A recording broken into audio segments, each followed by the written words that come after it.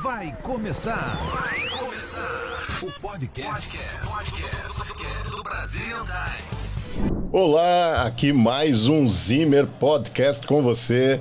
Hoje a nossa convidada vai trazer um assunto que está sempre sendo falado, principalmente nas famílias brasileiras.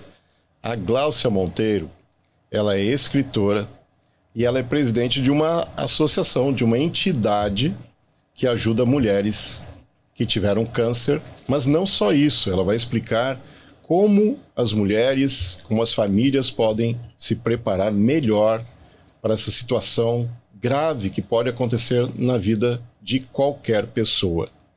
Gláucia, muito obrigado por você estar aqui. Eu que agradeço a oportunidade da gente estar tendo de poder compartilhar um pouquinho da nossa história e falar um pouco para essas pessoas que precisam de ajuda, precisam saber como elas se prevenir, como elas realmente podem mudar a história delas. Vai ser um episódio incrível, tenho certeza. Um assunto que traz as emoções para esse podcast. Porque imagino você, sobrevivente de um câncer, graças a Deus está muito bem, voltou à sua vida normal e se entrega muito com conhecimento de causa, porque você passou por isso, e você traz esse conhecimento para que possamos aí espalhar informações para você que está nos acompanhando, para que essas pessoas tenham um preparo maior, porque é algo que pode acontecer com qualquer ser vivo. Correto? Com certeza. E você também é escritora, depois nós vamos falar um pouquinho sobre o teu livro. E você tem uma comunidade de mulheres com câncer. Eu gostaria que você explicasse um pouco por que você trouxe essa entidade para a nossa comunidade brasileira. Aliás, eu vou lá atrás um pouquinho. Vamos conhecer um pouquinho da Gláucia. Depois a gente volta sobre a comunidade de mulheres com câncer. Você vem da onde no Brasil? De que região você é? Eu sou carioca, né? E vim para cá há quase 11 anos atrás, após um divórcio meio conturbado, com os meus 2 filhos e sozinha. Uau. Então, sem conhecer ninguém, sem conhecer nada. E assim foi meu início aqui nos Estados Unidos, né? Um país que eu já amava de coração, mas continuo sendo verde e amarelo de coração. E tudo isso me trouxe hoje ao que eu sou. Muito bom. E lá no Brasil, qual era a tua atividade lá no Rio de Janeiro? Eu era empresária, era fotógrafa, né? E tinha uma empresa que fazia todas as coisas na área de fotografia, vídeo, né? Eventos. Então a gente trabalhava com isso. Muito bom. Você chegando aqui, você foi para Flórida, é isso? Isso, eu fui para a Flórida e comecei lá porque achei que para os meus filhos seria mais interessante, já que a minha filha menor ela não falava português, não falava inglês. Meu filho já tinha uma noção, mas também não era fluente, se defendia. Então eu achei que a Flórida era o melhor lugar para começar, já que eu não conhecia nada, não conhecia ninguém, era o clima, eu sabia que tinham muitos brasileiros. Então eu achei que era o melhor lugar para poder trazer os meus filhos. E depois da Flórida, você... Aí depois da Flórida, eu vim parar em Massachusetts. Pelo tema que nós vamos abordar hoje. Oh, então aí nós vamos descobrir por que você veio para Massachusetts para desenvolver, né, a sua vida e também a comunidade. Você chegando aqui, você já foi trabalhando na sua função lá do Brasil ou pegou pesado como a maioria dos brasileiros? Como foi a tua chegada? A verdade é que por a gente chegar com os filhos, fica mais difícil de você fazer uma escolha, porque você tem que colocar comida na mesa, você tem que pagar contas, né? E de repente você não pode escolher. Então eu acho que é uma vertente da maioria dos brasileiros que chegam aqui. Às vezes nem escolhem, são jogados, né, a esse tipo de atividade, porque é o que tem, é o que aparece. E assim, eu como não sou diferente de muitos brasileiros, aconteceu comigo também. Eu tenho uma formação em administração de empresa, né? Mas chegando aqui, tudo o que eu era realmente ficou no Brasil. Então, eu acho que isso é uma das coisas mais difíceis, né? Não é difícil você encarar uma faxina, mas o difícil é, de repente, você trabalhar a sua cabeça numa outra situação que você era diferente durante tantos anos. Adaptação.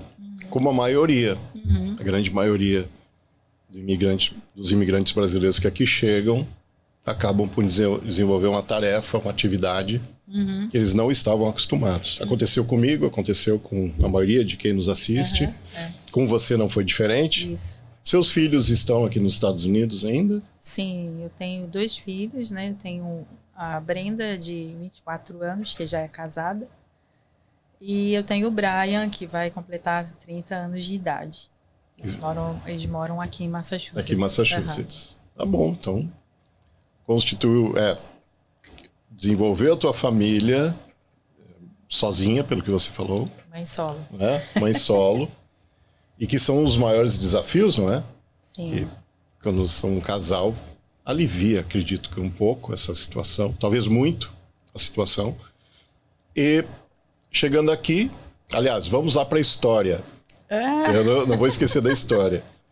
O que aconteceu na Flórida para que você buscasse um novo estado? Esse foi o divisor de águas na minha vida, né? Porque eu nunca pensei em sair da Flórida. Eu nunca pensei. Eu escolhi a Flórida para ficar. E assim eu comecei a minha vida ali. Até que um dia eu descobri um caroço no meu seio. E realmente aquilo ali se desencadeou para ser um câncer, né? Só que nem era um, eu estava com 3. Uau! Então, eu não tinha como, pela minha situação, né, de não ser legal no país na época. Sim. De ter subterfúgios na Flórida para poder me tratar.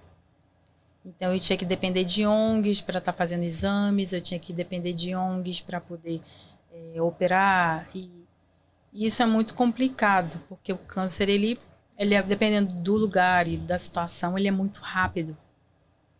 E aí teve um furacão lá na Flórida, eu tive sensação de morte pela primeira vez, embora eu já tivesse passado outros. E aí eu falei assim, gente, vamos embora.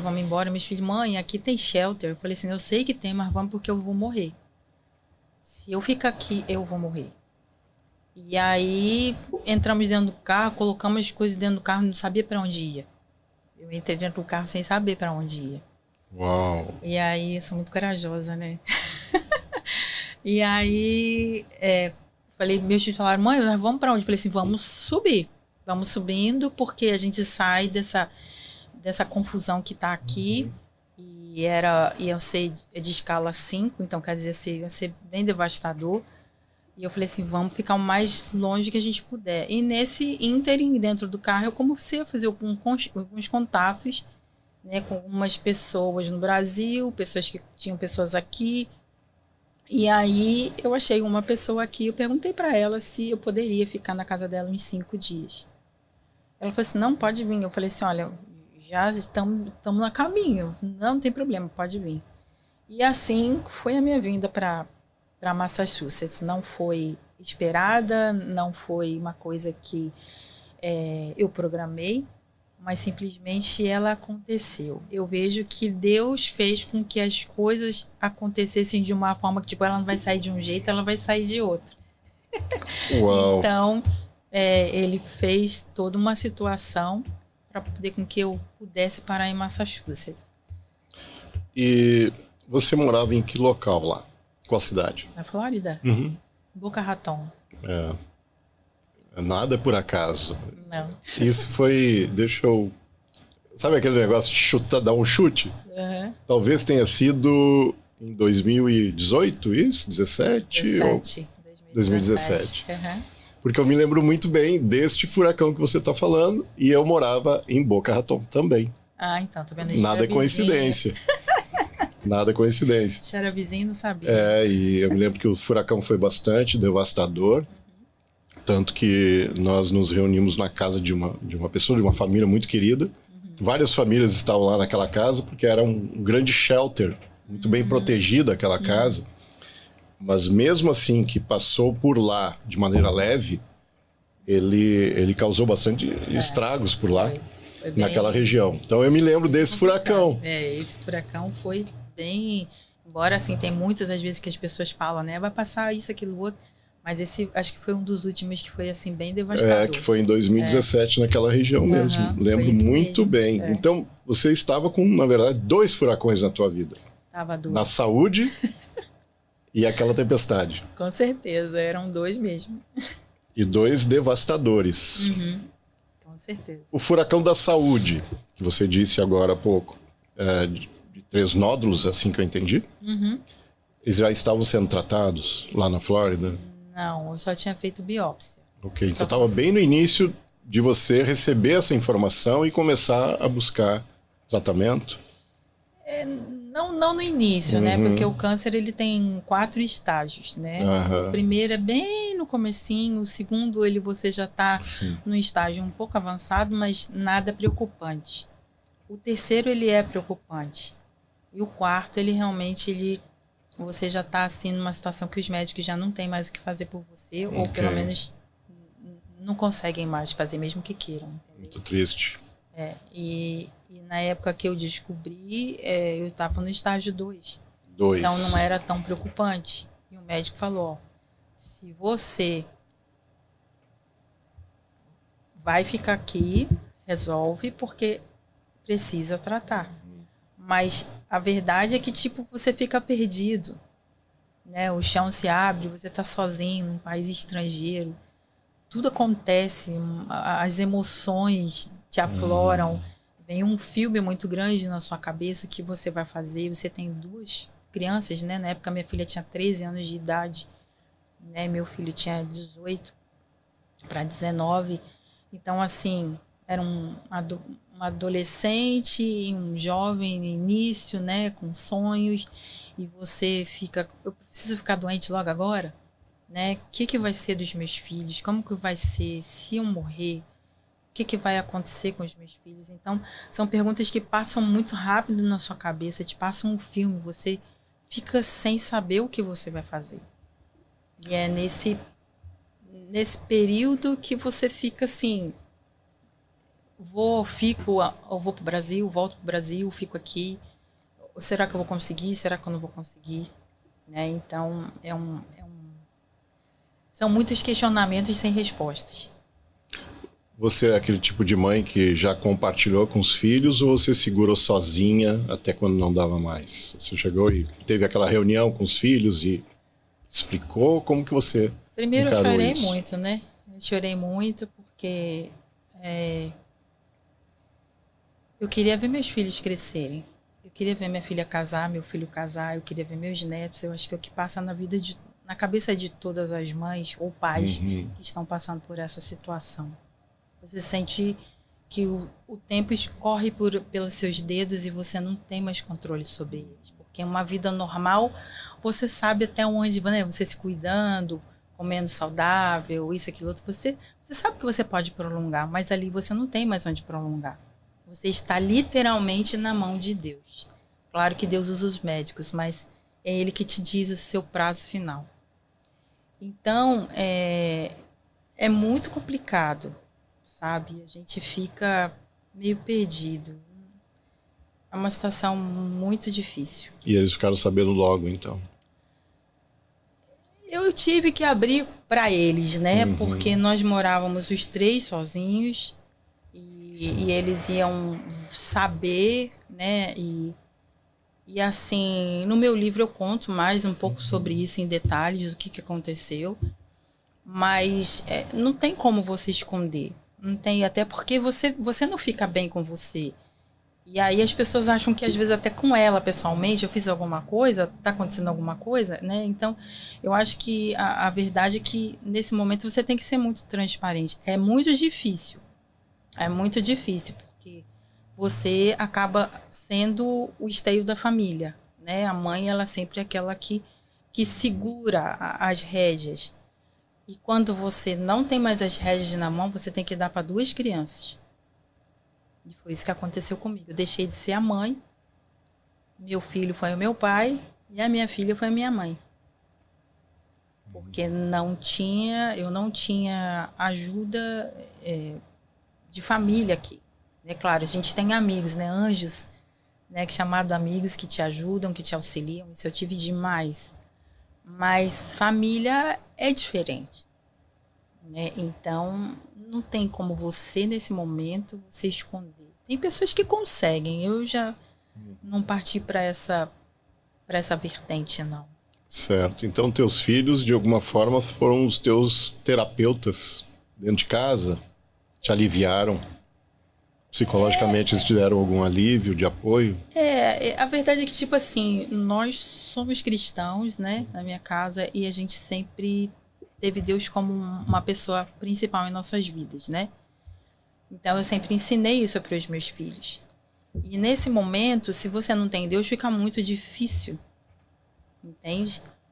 Porque a tua tendência é chorar, é gritar, é espernear, vou morrer... Porque você vê a morte passando assim, bem do ladinho, bem rente de você.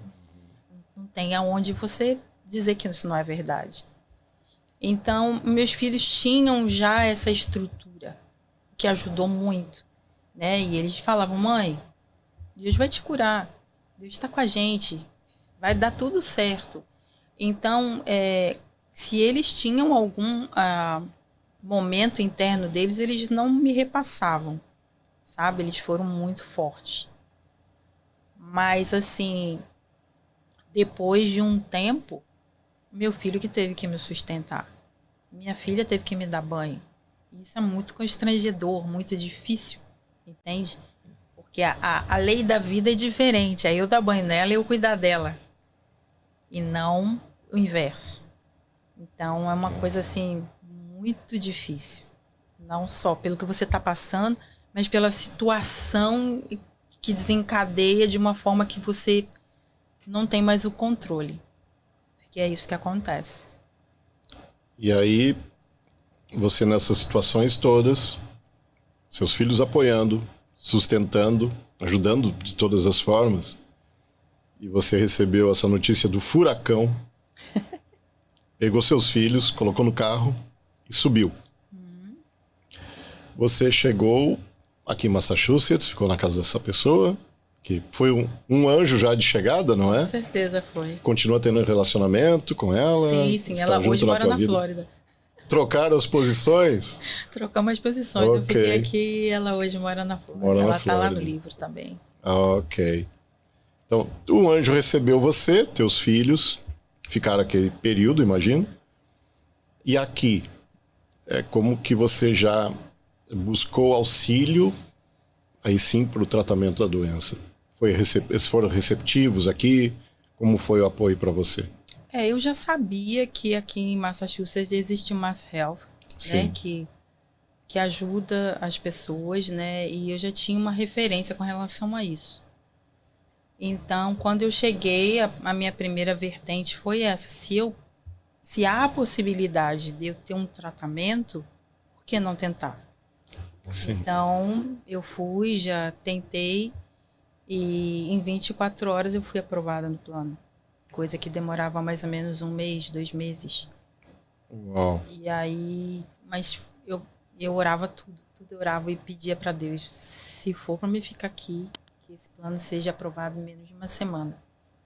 E quando eu saí de lá, ela falou assim, já está aprovado, amanhã você pode usar. Então, assim, eu vejo que em todos os mínimos detalhes, Deus cuida da gente, até nisso. Né? E aí, dentro dessa vertente, eu não tinha por que voltar para a Flórida também. Eu fiquei e os meus filhos voltaram. Teus filhos voltaram para lá. E você aqui em tratamento, você comentou algo sobre imagino, passa pela cabeça muitas coisas, muitos cenários de vida. Você comentou que teve a vontade de voltar para o Brasil quando você descobriu o câncer. Como seria, imagine você voltando para o Brasil naquela situação, com 2 filhos. E como você falou, você precisava de auxílio aqui para se manter. Imagine você chegando ao Brasil, com os seus 2 filhos, chegando para sua família no Brasil. Como seria essa volta, se fosse dessa forma a escolha? Olha, eu acho que seria muito difícil.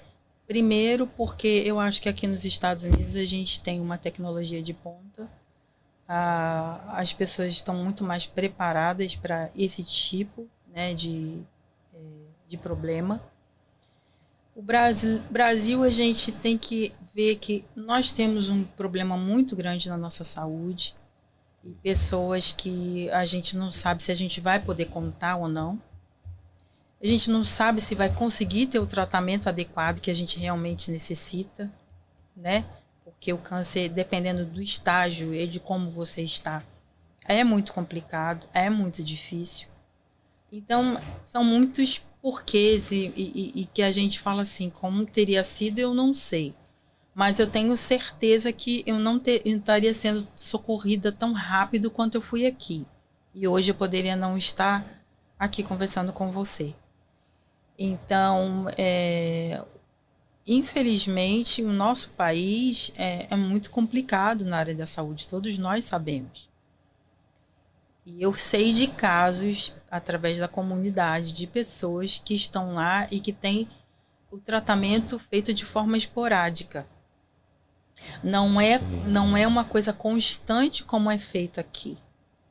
E isso, às vezes, a gente perde a pessoa. Porque a gente não sabe como que deveria ter sido feito o tratamento antes, mas isso é muito complicado. E aqui não, aqui eles ficam em cima de você, eles te acodem, eles marcam uma coisa mais constante, então você tem uma tendência muito grande de você conseguir sobreviver, né? Claro que depende do tipo de câncer que você está, como está, em que fase está, né? E a gente também não é Deus para saber se você vai sobreviver. Mas eu acho que seria meio complicado eu voltar para o Brasil com os meus filhos e numa situação dessa. Seria difícil. Eu puxo esse assunto porque muitos que estão nos assistindo podem ter, ou em suas vidas, ou um parente, ou algum amigo que talvez pense, no Brasil seria mais fácil, porque lá tem os parentes, etc. E como profissional financeiro, eu olho o lado também das finanças, tanto da pessoa, nesse exemplo, como a família que poderia estar recebendo. Que eu penso da seguinte forma, além do tratamento que a pessoa voltando teria que receber, e você já esclareceu que não tem a qualidade que temos aqui nos Estados Unidos para tratamento de câncer, mas eu imagino também da parte financeira. Imagine você chegando nos Estados Unidos, 2 filhos, você precisando de apoio, de auxílio daquele mais básico, que eu estou imaginando, ajudá-la a ir até o médico, a ir até o tratamento. Então alguém teria que te acompanhar, imagino. Seus filhos teriam que ser recolocados numa escola, precisariam de apoio, teto, comida, carinho e algum dinheiro. Então, o que eu imagino numa situação dessa, se fosse a tua escolha, imagino que a família de lá também teria restrições financeiras, porque a maioria das famílias brasileiras não tem preparo para receber outra família e ajudar essa outra família financeiramente. Com certeza. O que você pensa a respeito disso? Eu acho que o câncer ele não atinge só a você. A sua escolha de ir ou ficar, ela vai atingir as pessoas que estão ao seu redor. E no caso de ir para o Brasil, você, como diz nosso ditado lá, onde come 2, come 3. Mas, dentro da situação, é uma coisa muito complicada. porque você vai passar uma certa resistência financeira, né? Porque você está acostumado com outras coisas, e ali eles vão ter que te dar o básico, porque precisam arcar. A verdade é que a família arca, geralmente, com a sua doença. Porque você não pode trabalhar. Você não pode fazer nada. Os medicamentos, todas as infusões que são feitas são muito difíceis, são muito complicadas, entendeu? Não é que nós não queremos trabalhar. Eu quero deixar isso bem claro, porque muitas pessoas falam, poxa, mas a pessoa tá ali entre uma químio e outra pode trabalhar. Não dá, gente. Não dá para trabalhar.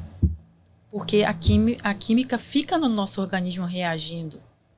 E a gente perde forças, a gente tem enjoos, a gente tem N situações que a gente não consegue, às vezes, andar. Eu tinha dias que eu não conseguia sair sozinha para caminhar em volta da rua. Porque a minha perna não obedecia. E eu não tinha problema nenhum. Mas as medicações são tão fortes que elas te seguram.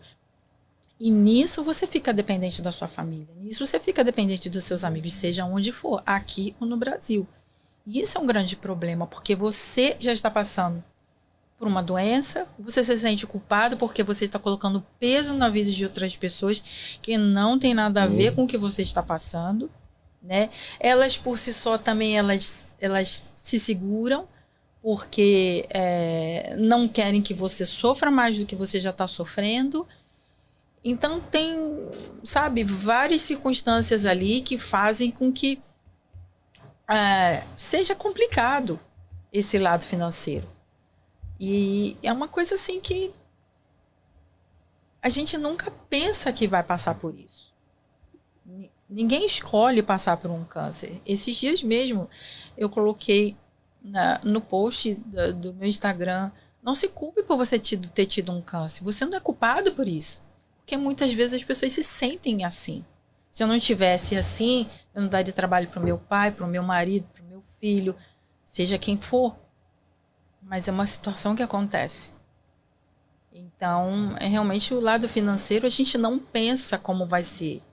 A verdade é que na hora você quer se salvar, né? Mas claro que se você tem esse respaldo financeiro, a sua mente, a sua tranquilidade em fazer os tratamentos de uma forma mais calma é melhor.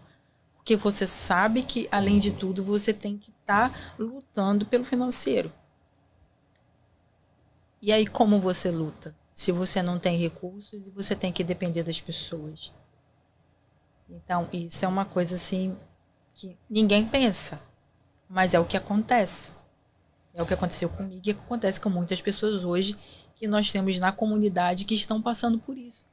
Temos que fazer campanhas, temos que colocar no jornal, temos que fazer tantas coisas para que essas pessoas tenham um mínimo de dignidade de sobreviver num momento tão difícil que muitos daqui não têm nem famílias aqui. Estão sozinhos de tudo. Eu, graças a Deus, eu tinha meus filhos. Mas e quem não tem? Nada, nem ninguém. Entende? São situações bem pesadas, acredito que todos os aspectos, onde o emocional, ele realmente prende até a cura. Se a pessoa, por exemplo, não tem condição financeira, isso é mais uma carga psicológica em cima daquela pessoa que já está sofrendo.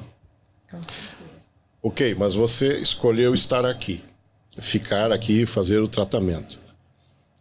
Esse tratamento, ele envolveu também o aspecto psicológico. Isso é bem resolvido aqui, porque pelo que chegou até mim, até pelas pessoas que me relatam, devido ao meu trabalho, eu tenho vários relatos de pessoas que sofreram muito na área financeira por algum parente, por algum amigo, ou elas mesmas, quando houve uma doença grave, câncer e outras. Então eu tenho vários relatos de que os médicos americanos, eles são muito diretos sobre as situações, porque até me explicaram um pouco, quero ver se você concorda. No Brasil, me parece que tem todo o envolvimento emocional para um médico chegar e falar sobre isso claramente. E aqui na América, pelos vários relatos, o médico ele encara o câncer como uma doença, não é, entre aspas, o câncer, aquele monstro, eles encaram como uma doença que se você fizer o que tem que fazer, você vai curar. Então é assim que os relatos me passaram sobre isso. E que isso já é desde o início. Eles dizem, ó, você está com isso, agora vamos tratar, vamos buscar a solução. É mais ou menos por aí? Como que foi contigo, né? Porque... Comigo foi uma bomba Como que caiu foi? na minha cabeça. Eu cheguei lá, o médico, a enfermeira sentou no computador e falou assim, deixa eu te mostrar que tipo de câncer que você tem. Uau! Eu, hã? Como assim? Não entendi. É comigo? Eu tinha acabado de chegar, entrei porque eles tinham feito meus exames e para constar o que tinha. E ela sentou, e ela era brasileira. Brasileira. Aham. Então ela não sabia que ninguém tinha te falado nada. Não, porque Ela ela pensou sabia... que alguém tinha te falado. Não, porque ela sabia que eu estava retornando para ver meus exames. Porque eu não fiquei sabendo o que deu nos meus exames. Ninguém Eu te falou. desconfiava. Ninguém Eu falou assim, ó, desconfiava. desconfiança é muito grande. Ninguém falou Não, assim. eu desconfiava por uma fala de uma enfermeira quando ela Você fez. desconfiou. Sim. Então, mas assim na sua cabeça você fala assim, nossa, não vai ser isso não, Não de é. jeito nenhum. Não, de jeito nenhum. Aí eu cheguei e entrei, porque ela ia falar comigo, conversar comigo e tudo, né? Que eles fazem, né? Aqui, o antes do médico chegar. Sim. E aí ela foi conversando comigo, né? A gente conversando em português, e ela falou assim, então, eu vou sentar aqui, porque eu achei estranho ela não me examinar, não fazer nada. Uhum. Aí ela já chegou, falou aí comigo, sentou no computador e começou a puxar os tipos de estágios que tinham câncer, que ela queria me mostrar. Eu, oi? Como assim? Eu tô com câncer? Ela você tá com câncer, a gente vai precisar tratar. Desse jeito. Simples assim. E eu fui sozinha, eu e Deus. Até porque você não achou que não tinha nada para que vai levar alguém, né? Aí logo depois chega o médico, abre a porta, oi, tudo bem? Então, você tá com câncer, se você não resolver, você tem que ir embora ou fica aqui, o que você vai querer fazer? Porque o seu câncer é bem difícil. Meu Deus. Aí, aquilo foi uma bomba, né, na minha cabeça, assim. E o que você fala é uma realidade. No Brasil, eu não sei porque eu não recebi o diagnóstico lá, então eu não posso falar. Mas eu creio que é uma coisa cultural. Porque nós brasileiros, a gente é mais, né... Faz assim, né? A gente vê por aqui, né? As pessoas, os brasileiros que não estão aqui há muito tempo, eles são pessoas mais frias, eles são pessoas diferentes dos nossos de lá. A gente sente. E até por ter muito contato com o americano, é cultural. Não estou dizendo que o americano, eles são má pessoa, mas culturalmente, eles não são tão amorosos, são tão envolventes quanto nós brasileiros. Então, eu não tenho respaldo para falar sobre isso no Brasil. Sim. Mas aqui, realmente, eles são assim. E tipo assim, vamos fazer, o que vai fazer? Eles são práticos, entende? Mas pra gente é muito complicado você receber uma notícia dessa. Põe você sentado, dá uma aguinha, né? Começa a conversar, então, fulano subiu no telhado, sabe? Podia ser algo bem melhor conta-gotas, conduzido. Né? E até porque, minha surpresa agora, eu vi que foi uma brasileira. Que eu fiquei sabendo de relatos de americanos, médicos, dizem, não, você tá com isso, vamos tratar, brasileira. A solução tá por aqui. Enfermeira brasileira. Enfermeira brasileira. E aí aquela bomba atômica chegou na tua vida. Chegou, explodiu e você fica assim, né? Parece que você tá congelada. Né? A história não é com você, estão te contando a história de outra pessoa. Isso não foi feito com você, não. Isso não é, não. Ela errou, não é outra pessoa, não é você. Então você, aos poucos, você vai absorvendo que aquela história é a sua, é aquilo que você está vivendo e é aquilo que você vai viver. E como será essa história? Como acabará essa história? Como desenrolará essa história? Uau! Então, são perguntas que você se faz, mas que você não tem resposta. dentro disso você fica à mercê de Deus, do tempo e dos médicos, porque você não sabe. E tudo isso é no momento que você recebe um diagnóstico que realmente é muito complicado. Agora, esses dias eu estava vendo um vídeo de uma menina que ela dizendo que ela estava recidiva, né? Ela voltou, tomou, e ela voltou no seio, e ela estava chorando tudo, até eu deixei um recado para ela. Eu falei assim, não fica assim não, eu tive e tô aqui, né? Então, sempre que eu posso, eu acalmo as pessoas, porque a verdade é que ninguém se preocupa em te acalmar. As pessoas se preocupam em te dar a notícia. Se preocupam em falar assim, ó, você já sabe o que vai fazer. Mas existe uma pessoa com sentimento ali dentro. Uma pessoa que tem sonhos, que tem vontades, que tem desejos. E que pensa no futuro como todos nós. Né? Você imagina um sonho para você, você tem um sonho para sua família, você tem um sonho para suas filhas. Todos nós, isso é normal, é natural do ser humano. Mas de uma hora para outra, isso é cortado. Porque você não sabe se você vai conseguir viver. Por isso que eu digo que eu tenho 2 nascimentos. O primeiro foi o nascimento de eu ter vindo ao mundo à luz pela minha mãe. E o segundo de Deus ter me proporcionado uma segunda chance. E nessas de hoje, eu tento ajudar as pessoas para elas não sofrerem o que eu sofri. Passarem o que eu passei. Porque a gente tem uma visão de vida muito diferente das pessoas que nunca te passaram por câncer. Eu só posso imaginar, porque não tem alguém Graças a Deus, e nem vai tão ter. próximo, espero que eu não tenha. Né? Não vai ter. Espero que eu não tenha. Eu me vejo, assim, eu procuro buscar uma visão de, e se vier a ter? Quais são as minhas possibilidades, as minhas reações? E aí, até para ter empatia com as pessoas que tiveram, para ser mais empático com as pessoas, eu busco pensar o quão bem, né, estou de saúde, com a família, o equilíbrio, etc. E que isso pode mudar do dia para a noite, infelizmente. Somos seres humanos e com muitas emoções. Naquele ambiente, você está me falando que foi tudo muito seco, muito duro, muito frio. E logo depois houve oferecimento de um apoio psicológico, alguma terapia, ou esses tratamentos não fazem parte do tratamento aqui na América? Ou com você não houve?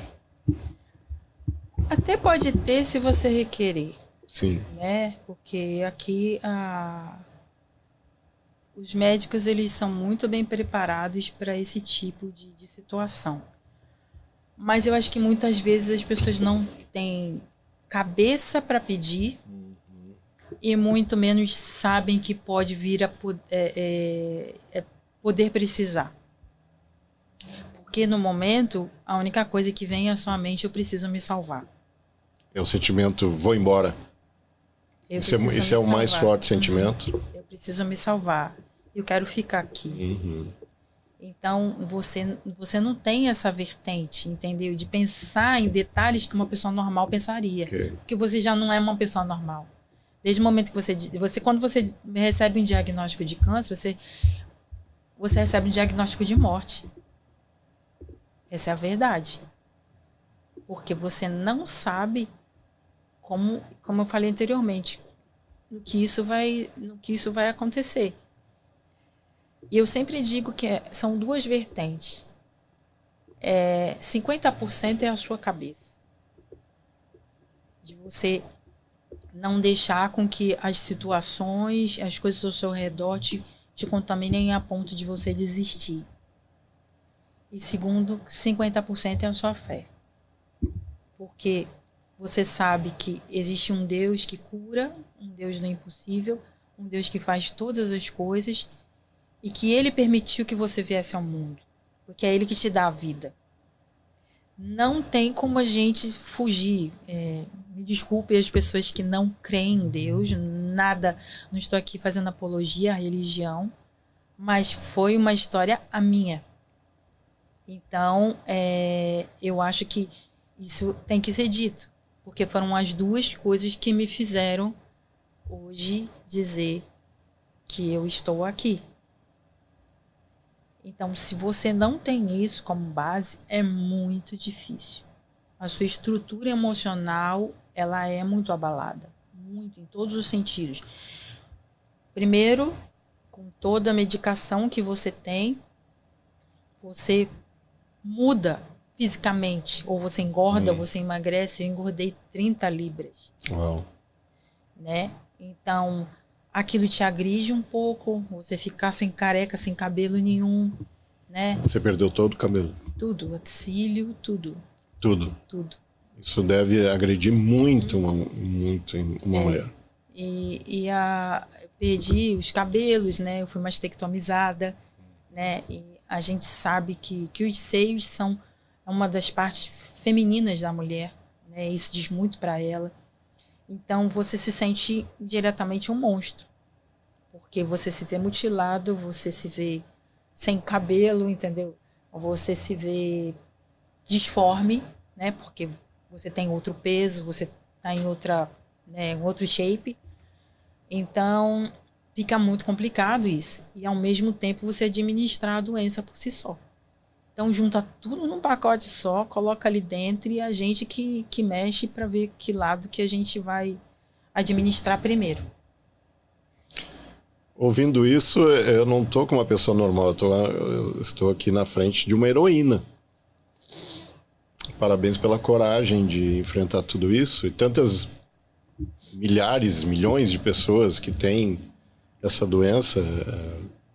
Realmente é incrível a sua luta, suas vitórias e sua disposição de vir a público, falar da tua história, porque isso pode, acredito, e vai ajudar muitas pessoas que estão recebendo a informação e que também não sabem como devem proceder a respeito de algo tão difícil de lidar e que tem tratamento, que tem cura e que tem hoje a tecnologia à nossa disposição, não é? É claro que se está num país de primeiro mundo, as chances são muito maiores, imagino. Mas aí você falou muito bem, tem a fé, tem a mente, tem os pensamentos que você vai controlando e aí controla também de alguma certa forma a própria doença, mas parabéns pela tua história. Eu já sabia uma bela parte, uma pouca até a parte, e hoje a gente está indo de maneira bem mais profunda a respeito disso. Recebeu a informação, chegou em casa, o que você pensou sobre seus filhos? Qual foi a reação, você com você mesma, pensando, como você bem colocou, tô indo embora, que foi teu pensamento inicial, não foi? E os seus filhos? O que você pensou a respeito de seus filhos? É o que eu falei anteriormente, né? A gente tem um instinto de lutar, né? Seja em qualquer situação que a gente esteja na vida, não só como um câncer, né? Mas, por exemplo, se você passar alguma situação inusitada com sua família, você vai tentar, de todos os jeitos, salvar suas filhas ou sua esposa, porque elas são bem maior que você tem. E isso passa na mente de uma pessoa que é mãe solo, né? E que você não quer que o seu filho fique para o governo. No meu caso, minha filha de 13 anos poderia ficar para o governo, né? Porque eu não tinha como levar ela de volta. Como meu filho era de maior, mas minha filha não. Então, a tendência que você tem é falar assim, não, eu vou lutar, vai acontecer. E por isso que o meu lema era foco, força e fé. Eu tinha que ter foco. Eu tinha que ter um foco. O meu foco eram os meus filhos, era a minha vida. A força que eu tinha que vir de onde eu menos esperava, de dentro de mim. Porque ninguém podia me dar essa força. E a fé era uma coisa que vinha de alto, que me consolava, que me fazia caminhar e que me fazia crer que existia alguma coisa além da doença. Eu sabia que eu ia passar alguma coisa, mas quando as pessoas me ligavam para falar comigo, chorando, e eu falei, gente, por que vocês estão chorando tanto? As pessoas quase que despedindo de mim. Oi, mãe, eu não tô me despedindo de mim. Eu não tô despedindo de mim e você tá se despedindo de mim. Eu lembro até um fato que aconteceu. Uma prima minha no Brasil, ela ligou pra mim. Há muito tempo ela não falava comigo. E ela falou assim, como que você tá? Você tirou o seio, né? Eu falei assim, não, eu me tirei. E aí, como que você tá? Vai tirar outro também, né? Aquela curiosidade. Eu falei assim, não, que eu saiba não e tudo, né? Eu tenho que ficar bonita pra me casar de novo, né? Eu sou divorciada. Ela, você vai casar? Você já tem namorado? Eu falei, não, eu não tenho namorado. Mas você vai casar? Eu falei assim, vou casar e você ainda vai vir no meu casamento. A pergunta dela era tipo assim, você tá morrendo, você tá moribunda, ainda tá pensando em constituir família, entendeu? Ela que tava com esse pensamento porque eu não tava. Meu foco era continuar a viver, meu foco era fazer planos para o futuro, por mais que o diagnóstico tivesse me parado. Ele me parou, eu não me parei. Isso é uma das coisas que hoje eu luto muito dentro da comunidade. A gente está aqui para te ajudar. A gente está aqui para te dar a mão. Porque tem pessoas que querem parar, que não sabem como ir, não sabem como caminhar, não sabem como chegar do outro lado do túnel. Porque a verdade é que é um túnel. Você entrou, né? Tá um sol do lado de cá, você entrou. Tá escuro. Você vê no finalzinho lá, né? Quando você tá chegando lá, você vê uma luzinha. Mas você não vê tudo que você tá lá no início. Então, é como se fosse uma transição. Se você vai chegar e ver a outra luz, depende muito de você também. E hoje tudo que eu posso fazer é pegar na mão e falar, vamos que eu tô aqui. Eu te ajudo também. E nesse período que eu estava doente, eu ajudei uma pessoa que estava passando por um problema assim também. Ela me achou na internet, não sei como. Eu estava no final do meu tratamento e ela estava no início. E o marido, ela tinha tirado os 2 seios e o marido dela estava chamando ela com nomes horríveis, sabe? Denegrindo a aparência dela. Foi uma coisa assim bem difícil. Nós passamos muito tempo conversando assim. Ela, quando queria, ela ligava para mim, eu ligava para ela. E hoje, graças a Deus, ela está curada, né? Se separou dessa pessoa tóxica, né? Porque para mim uma pessoa dessa não pode ser chamada de pessoa, para não ter a sensibilidade de respeitar uma mulher no momento que ela está passando, que é muito difícil. E hoje eu lembro muito bem desse caso porque me marcou muito. Eu estava sem forças, eu estava acabando de sair do túnel. A minha luzinha estava começando a aparecer. E eu ainda tive que pegar a mão e falar assim, não, vamos comigo que eu vou te puxar junto. Né? Então você tem que ter forças não só para você, mas para outras pessoas também. E isso você não sabe como você tem. Né? Você sabe que Deus te dá. Porque você por si só, você não consegue fazer isso. Você não consegue remar sozinha. Mas se você tiver alguém para dar uma mão e vamos remar junto, pode conseguir sim. Imagino que até o fato de você ajudar alguém te ajudou a ter mais motivação de alguma forma para você superar. Parabéns.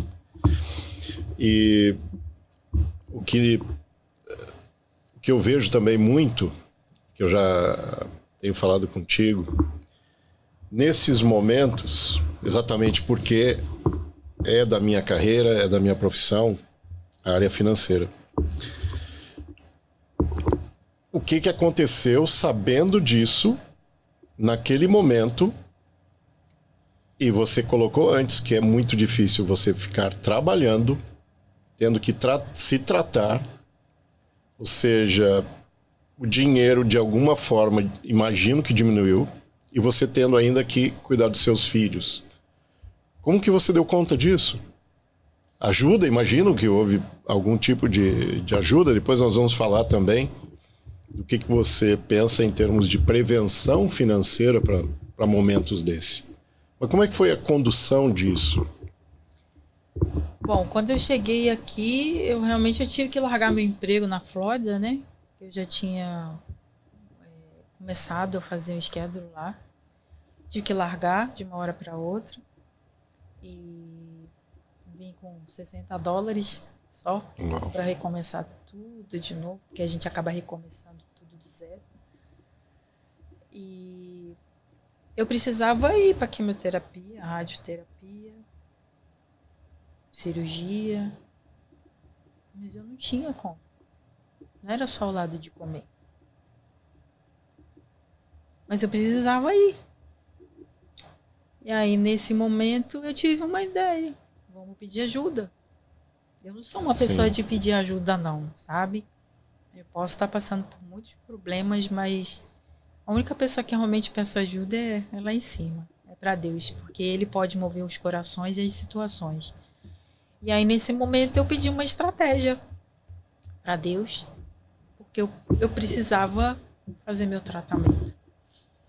E Deus me deu uma estratégia. E além de tudo, existem as pessoas que estão ao seu redor, que ficam sabendo do seu caso. E as pessoas, graças a Deus, nós temos isso no brasileiro, né? Um coração doador. Né? E aí foi dando aqui e lá, e as ajudas foram chegando, mas eu nunca pedi para essas pessoas. Nunca. Teve uma senhora na Flórida que me conheceu no início do tratamento na Flórida. Ela fez o aniversário dela, né? E ela, do aniversário dela, ela não pedia presente, ela pedia dinheiro. E eu não fiquei sabendo disso. Sabia que ela fez aniversário e tal, mas, né, a gente manda um parabéns, né? Tá longe e tudo, tem um carinho muito grande pela pessoa. E aí, quando foi um dia, ela me ligou e falou assim: Glaucia, me dá sua conta. Eu falei: mas para que você quer a minha conta? Ela falou assim: não, é porque a gente reuniu um pessoal aqui e tal, e no meu aniversário, e ela fez proposital a reunião para haver essa arrecadação. E aí ela me contou o fato, e aí ela mandou dinheiro para mim.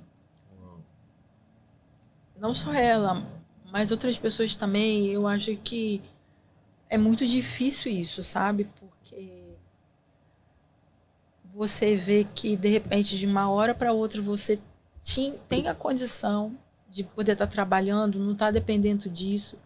E tem outras pessoas que estão piores e acaba pensando isso. Tem muitas pessoas que estão piores do que eu.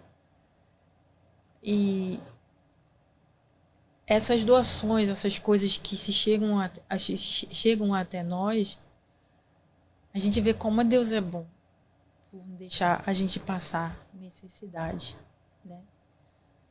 E tinha dias que a minha geladeira estava vazia e eu falava: Deus, se o problema é comigo, que você quer tratar, né, quer cuidar, mas os meus filhos não. Porque a verdade é que o dinheiro não é o principal, né? Nós sabemos, mas ele desemboca toda uma situação, né, de um conforto, de uma seguridade, de uma calmaria na sua vida em determinados momentos. Com certeza a gente sabe disso, que existe, né?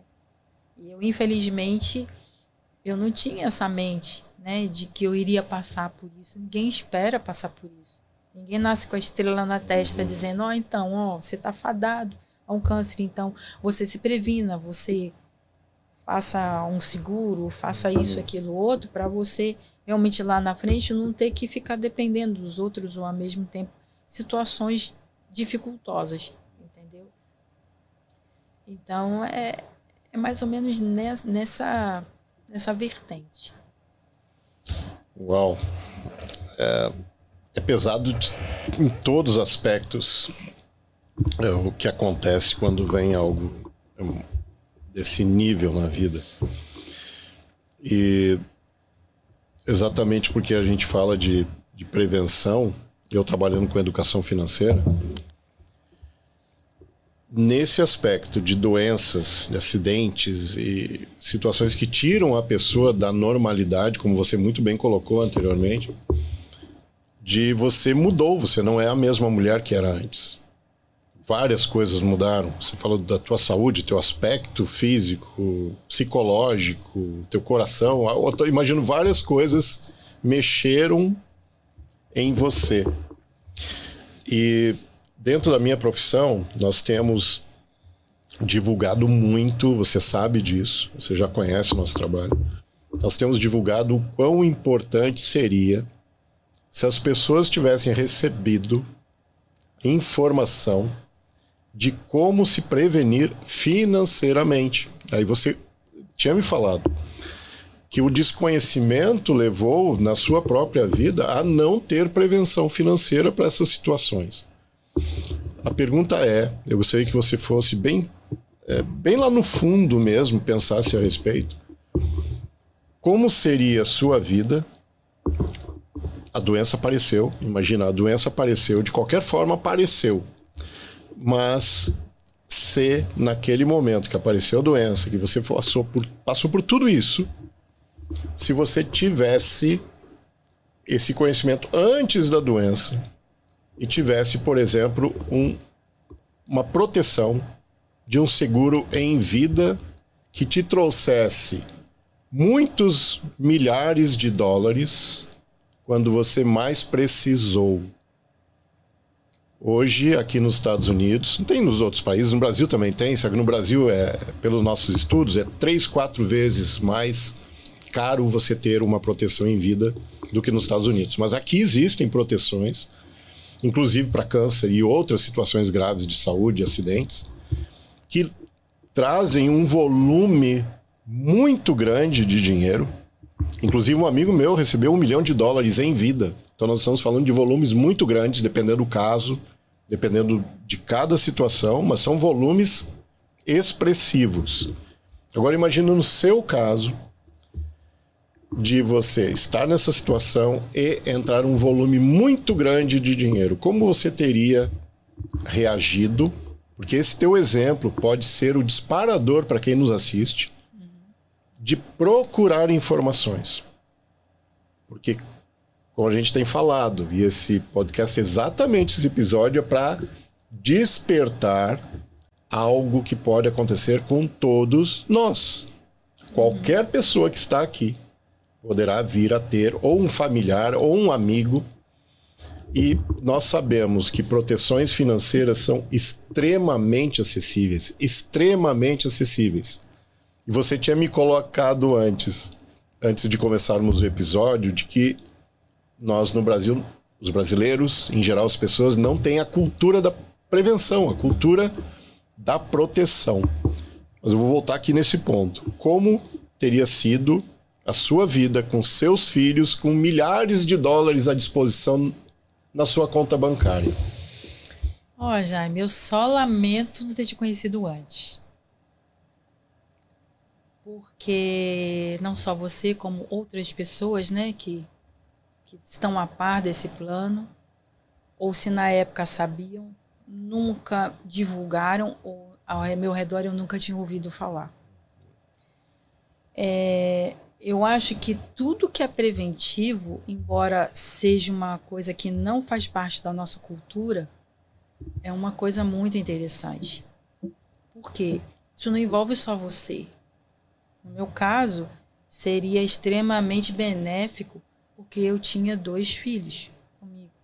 Eu poderia passar todo o meu tratamento de uma forma psicológica mais leve, estar numa seguridade melhor, entendeu? Em termos de tudo ao meu redor, sabendo que os meus filhos estavam bem, sabendo que meus filhos estavam amparados em todo o processo que eu deveria passar, que é um processo longo. Então, eu acho que eu só lamento não ter te conhecido, nem ser sabido desse plano, né? E hoje é uma das coisas que a gente faz na comunidade. Isso eu agradeço a Deus por ter me apresentado você, porque hoje eu posso apresentar a você as pessoas que passam na comunidade, porque elas têm hoje essa informação, acesso a esse profissional brilhante que ama o que faz. A gente vê emoção nos seus olhos, a gente vê quando você fala um amor, não só pelo lado financeiro para você, mas de você saber que você está lidando com pessoas e você está prevenindo elas, dando a elas uma oportunidade de vida diferente. E eu fico muito feliz por ter conhecido você e ter entendido o plano dessa forma hoje.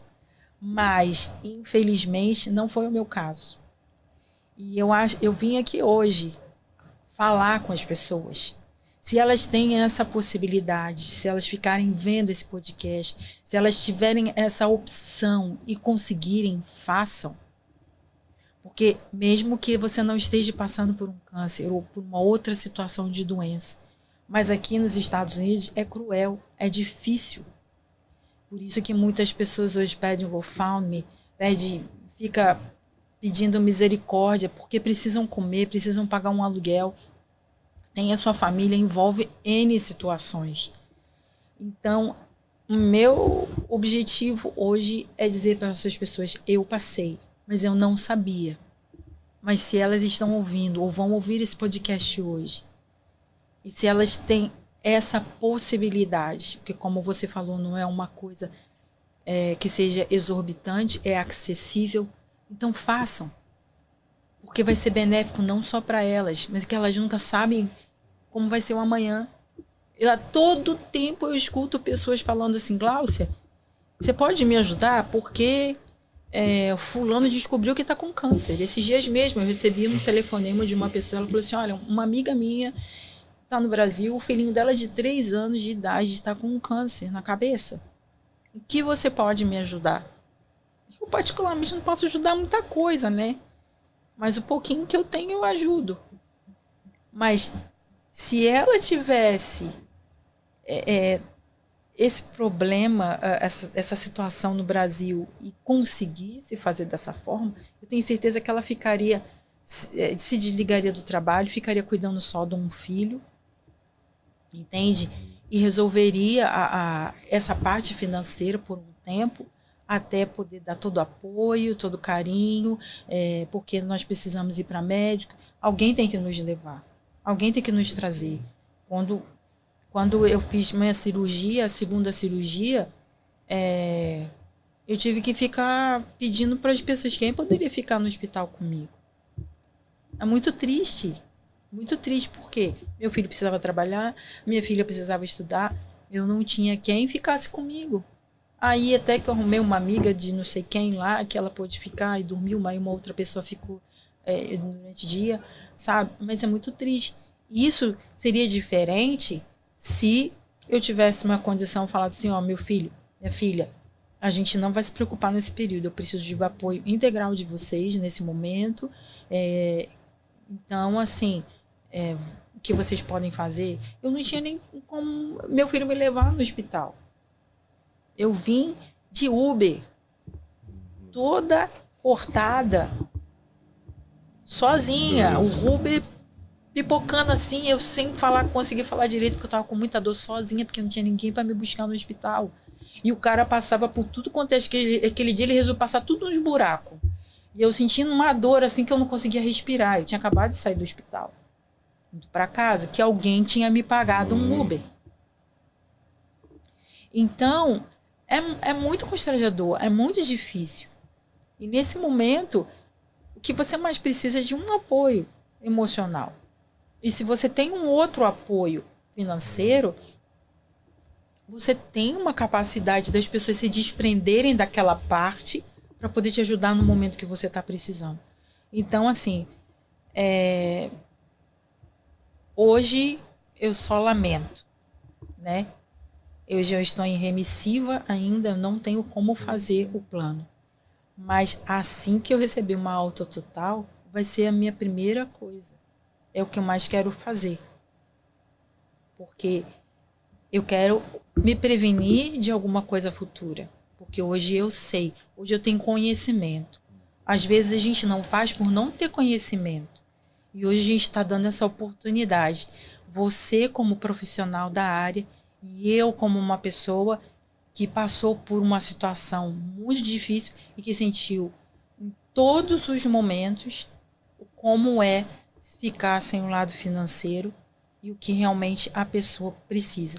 É muito difícil, é complicado, a gente dá um jeito, dá, mas é muito difícil. Então, hoje eu só lamento.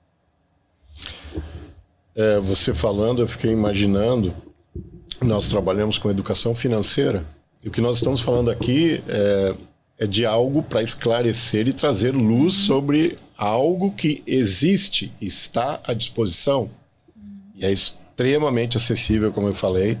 Eu estava te falando antes que hoje qualquer pessoa vai num restaurante brasileiro ou pede comida em casa e muitas vezes uma proteção de milhares e milhares de dólares custa menos do que um prato de comida, literalmente falando.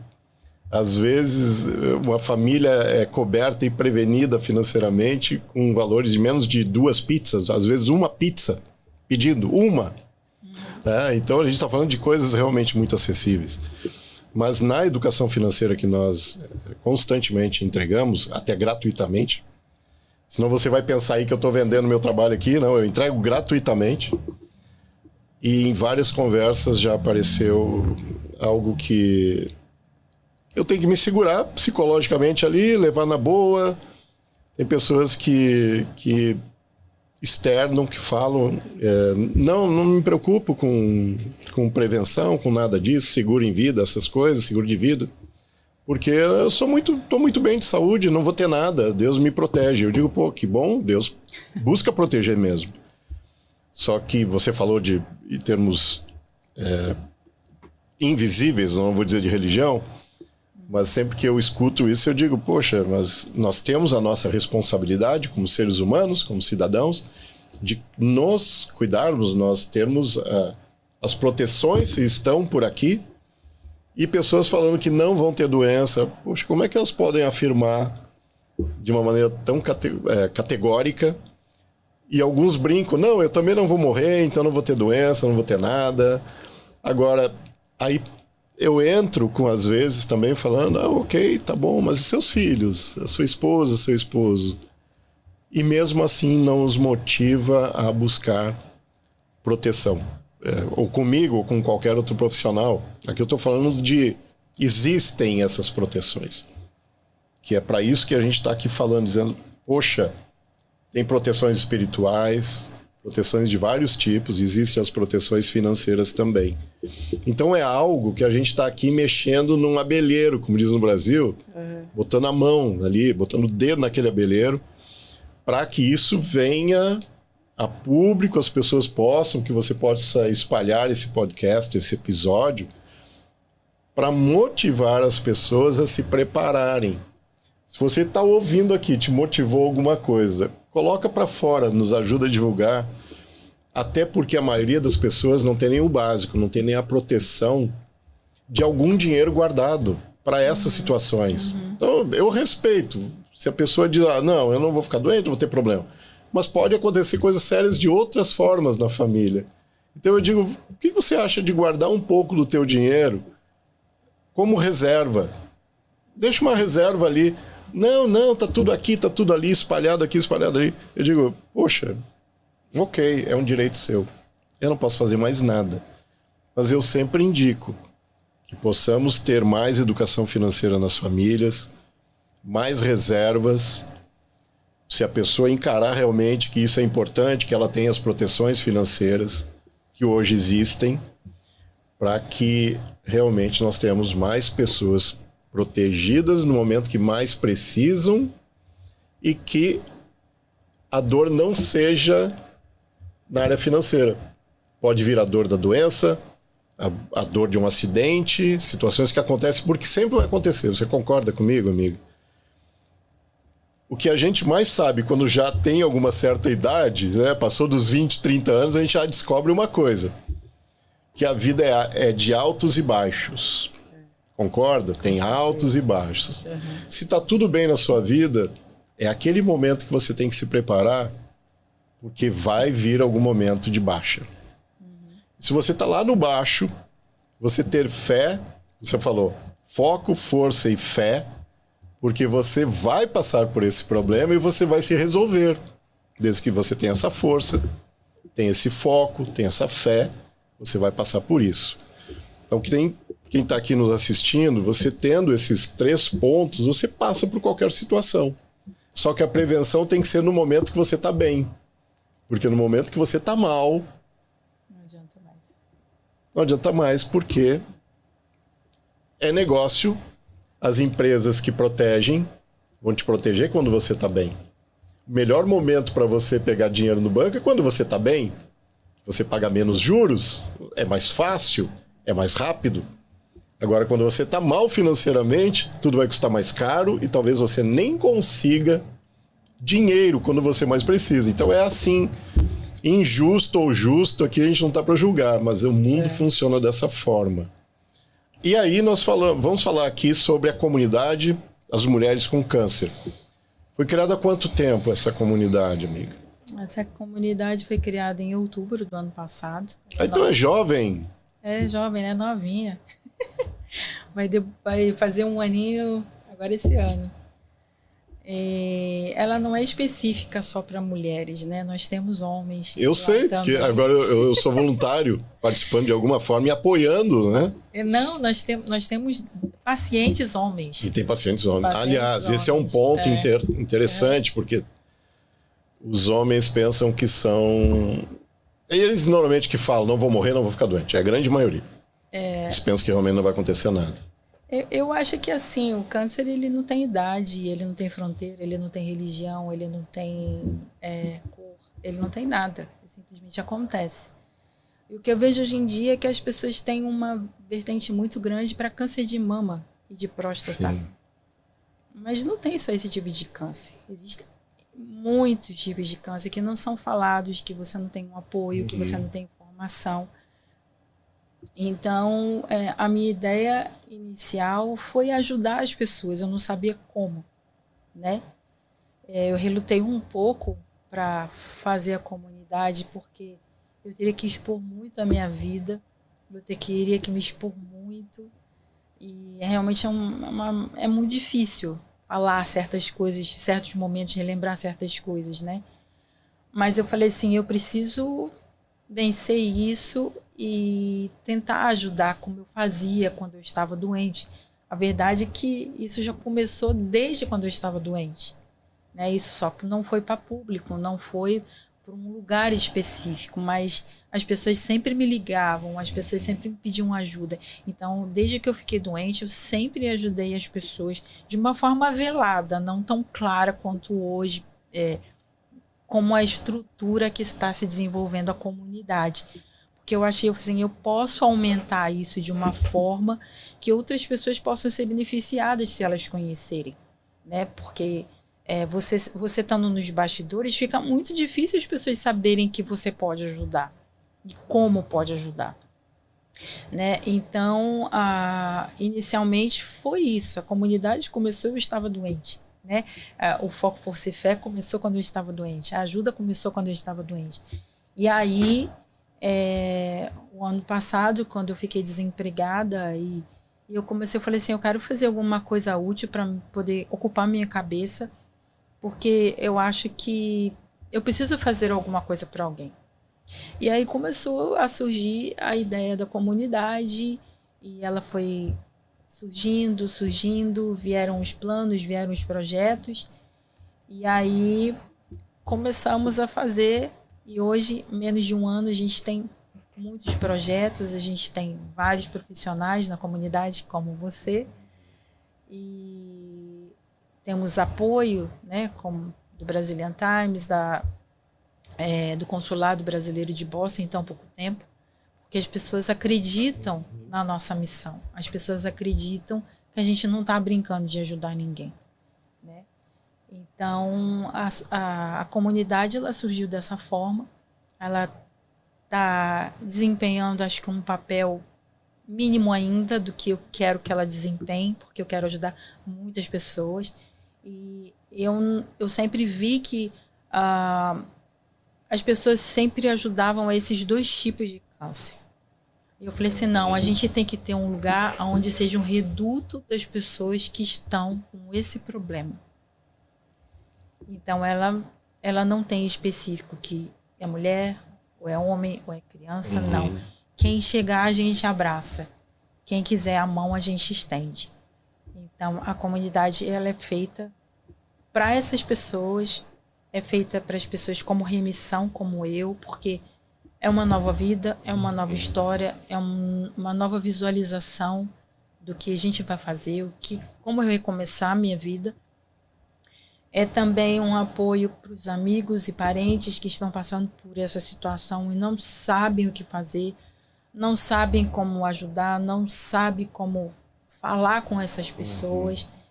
Então, todos os que estão ao redor de pessoas assim, a comunidade é para elas, né?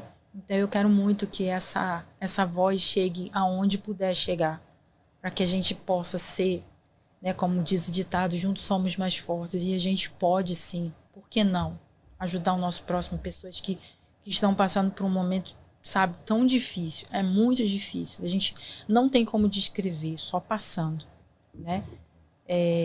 A verdade é que eu conheço os dois lados, o dentro e o fora, e hoje, por ter essa autoridade de ter passado por dentro, eu sei como uma pessoa se sente, eu sei o que acontece, né? Porque eu fiz todos os tratamentos, então eu sei o que as pessoas sentem, eu sei como funciona, e então eu consigo entendê-las.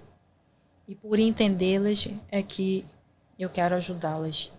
Não ganho nada com isso, não tenho nenhuma forma remunerada com isso, né? Eu quero deixar claro, porque outro dia uma pessoa me perguntou, a comunidade paga um convênio médico? Eu falei assim, então, a comunidade não paga nada, né? A comunidade, ela parte do pressuposto de que a união faz a força. A gente vai precisar fazer isso, então vamos ver o que vamos poder fazer, né? Mas as pessoas às vezes têm uma visão equivocada. Então, a gente vai fazendo projetos, a gente vai, como dizem em inglês, step by step, aumentando para poder ver aonde a gente chegar. Financeiramente, quem sabe um dia, como, eu ainda não sei, né? Mas é uma possibilidade, sim, né? São situações que o tempo vai dizer. Mas hoje a nossa ajuda, ela é um pouco limitada pelas pessoas não conseguirem entender muito a missão, e muitas pessoas se excluem de apoiar certas coisas, certos projetos que a gente tem tentado produzir. Eu vejo, você falou bem claramente o quão deve ser difícil vir a público, expor a vida, os detalhes da vida, as mudanças que ocorreram na sua vida. Eu sei disso porque muitas vezes eu procuro pessoas que possam vir falar sobre essas situações. E é claro que eu preciso explicar na área financeira, que é a minha expertise na área financeira. É o que acontece, o que poderia ser evitado, como poderíamos estar ajudando essas pessoas. E realmente é muito difícil. Parabéns pela tua coragem de expor a tua vida, de fazer o a mais, o extra mile, como diz o americano, porque é muito difícil nós termos pessoas que colocam abertamente as situações, não é? Tanto, como você falou, que se soubesse de qualquer prevenção antes seria maravilhoso, não aconteceu, você não tinha o conhecimento, mas também é difícil eu trazer para cá, uma entrevista, pessoas que receberam dinheiro e mudaram suas vidas em termos da passagem pelo problema com a conta cheia, também é difícil. Então, dos dois lados, não é algo confortável, não é algo confortável de expor a vida. Quando fala da vida, realmente as opções são muito, muito pequenas. Inclusive, fica aqui o convite para você que está nos acompanhando. Se você quiser colaborar, se você quiser falar do seu caso, se você passou por uma doença grave, um acidente grave, em que você recebeu ajuda financeira de alguma forma, em volume, que disse assim, passei pelo problema, e uma das partes que me ajudou a passar pelo problema é que eu recebi dinheiro que equilibrou meu lado psicológico, não é? Você tratou a doença, resolveu a questão com a doença, sua saúde voltou, mas você não sofreu financeiramente. Se você conhece alguém, por favor, nos deixe saber, porque será muito importante, muito interessante saber do caso específico sobre como passar por situações difíceis com dinheiro em caixa, comparado a passar por situações difíceis sem dinheiro. Fica aí o convite. Amiga, e você se tornou uma escritora. O seu livro saiu agora 15 dias, tá fresquinho. Há 15 dias. Então nós estamos aqui em junho de 2025. O livro saiu em maio. O livro trata disso? Do que trata o seu livro? E qual o título do livro? O título do meu livro é Atravessei o Processo para Viver o Propósito. Eu acho que ele define bem o livro. Eu atravessei todo um processo para poder viver o propósito, que hoje é ajudar outras pessoas. Eu tive que sentir na minha pele como que funciona, como que é a vida de um paciente com câncer, para viver um propósito, o propósito da comunidade Foco, Força e Fé, que é o meu propósito hoje. Então, esse livro, ele fala da experiência, a minha experiência, de todos os detalhes que eu passei, e ao mesmo tempo ele é um manual que acalma as pessoas e que faz dele um livro de cabeceira, porque ali ele vai ter não só a minha história, mas eu vou contar como se sente essas pessoas, o que a gente passa. Tenho fotos que não posso trazer a público, porque são fotos assim bem difíceis, entende? Porque eu tirei fotos em todo o processo. Então, eu coloco ali para elas saberem o que as esperam e como elas podem estar sobressaindo, né, num momento tão difícil da vida delas. E apresento para elas a comunidade, que é o processo, é o propósito de todo esse livro. É saber com que as pessoas entendam o porquê da comunidade hoje. A comunidade hoje, ela é a minha história de superação e que muitas outras venham. Essa é a minha alegria, né, de saber que as pessoas estão cancer-free, né, que já estão retomando as suas atividades normais, que estão fazendo da sua vida os planos de novo, que já tinham terminado. Então, hoje é a nossa maior alegria saber de notícias assim, né? E o livro, ele trata dessa forma. Ótimo. O livro está à disposição. Está à disposição da Amazon. Amazon. É só procurar por Glaucia Procure Monteiro, por lá. ou pelo título. Certo, nós iremos também colocar os dados, tanto os endereços da comunidade, tanto do livro, como faz contato com você. Espero que possamos ter aí muitas pessoas entrando em contato para que elas tenham informações e conhecimento e apoio, ou possam também ajudar.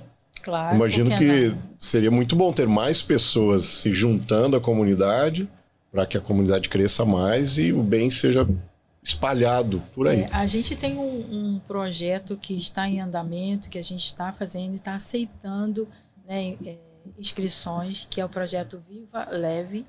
Né? Viva Leve. Viva Leve. É uma forma das pessoas se conectarem com psicólogos, pessoas que estão preparadas, profissionais preparados para ouvi-las e fazer com que esse momento seja leve, viver mais leve. Então, caso as pessoas tenham interesse, conheçam alguém, né, que possa entrar com a gente em contato pelo link da comunidade, e a gente vai estar direcionando, né, logo a gente vai estar fazendo a nossa primeira sessão. Então, eu tenho certeza que isso vai ajudar muito, porque isso me ajudou muito. Tem alguém para me escutar, tem alguém para dividir o que eu estou sentindo. E o propósito desse projeto é esse: fazer desse momento leve, viver mais leve. Então, gostaria muito que as pessoas compartilhassem. Geralmente conhecem alguém que está com câncer, ou familiar, ou amigo. Isso são para essas pessoas. Muito bom. Um nome muito bonito, sugestivo e que vai ajudar muitas pessoas. Tanto aqui na América como em qualquer lugar do mundo. As pessoas, né? A doença não escolhe lugar, sexo, idade. Essa doença, ela é muito democrática. Muito democrática. Ela atinge a qualquer pessoa. Parabéns por todo o seu trabalho. Você que está assistindo, como disse, ó, divulgue, porque o assunto é muito sério, muito dolorido, em geral, muito dolorido em todos os aspectos que a gente possa pensar. Antes de encerrar, eu gostaria de fazer uma pergunta que leva ao lado bom do ruim. Sempre, por tudo que eu já li, acompanhei, estudei e vivi, mesmo nas tempestades, nesses furacões na sua vida, eu imagino que sempre apareceu alguma coisa boa no ruim. O que você pode trazer nesse momento e diz assim, ó, apesar de tudo isso, essa doença, essa luta, essa ajuda às pessoas me trouxe uma coisa boa. Você poderia discorrer sobre o que foi essa coisa boa, o que é essa luz que apareceu mesmo nessa escuridão? O que foi bom nessa história de vida? Primeiro, a comunidade, né? Porque apesar do meu sofrimento, apesar das minhas dores, apesar das minhas cicatrizes, apesar de todas as coisas que eu passei, né? Hoje eu consigo transformar isso em bênção na vida de outras pessoas. Essa foi a maior delas. A segunda é que hoje eu vivo uma vida diferente, a minha visão de vida é diferente. Né? Eu vivo um dia de cada vez. Eu faço planos, sim, faço planos, mas não tantos quanto eu fazia antigamente. Eu vivo intensamente cada dia. O amanhã eu entrego na mão de Deus. Porque a doença, ela te ensina a viver um dia de cada vez. E você deixa coisas que eram tão grandes para você, irrelevantes. Como hoje, eu compro muito a minha paz ao meu redor. Pessoas que estão ao meu redor, pessoas que agregam comigo, sabe? E me fazem bem. Então, assim, a gente muda muito. A Gláucia do antes do câncer não é a mesma Gláucia de hoje. E eu converso com muitas pessoas, elas têm a mesma visão. O câncer é um divisor de águas na nossa vida. Como eu falei anteriormente, a gente tem 2 nascimentos. O primeiro é o natural e o segundo é o que Deus nos permite viver. Porque foi Ele que permitiu. Meu ciclo poderia ter sido encerrado, porque a vida é feita de ciclos. E o meu poderia ter sido encerrado como muitas pessoas. Eu tenho amigos que já se foram. E hoje não podem estar aqui. E se enquanto eu tiver fôlego, enquanto eu puder estar ajudando outras pessoas, eu quero fazer isso. Parabéns pela bravura, coragem e discernimento, inteligência, diria sabedoria, de ajudar tantas pessoas com o teu trabalho, com o trabalho da comunidade. É claro que tem muitas pessoas já apoiando. Um agradecimento já para quem ajuda também, compartilha e cede o seu tempo, dinheiro e tantas coisas nesse caminho. Amiga, muito obrigado pela participação. Espero que você tenha gostado do nosso episódio. Como eu falei, se você puder divulgar, faça o compartilhamento. Espero que tenha gostado. E nós estaremos aqui para o próximo episódio em breve. Muito obrigado.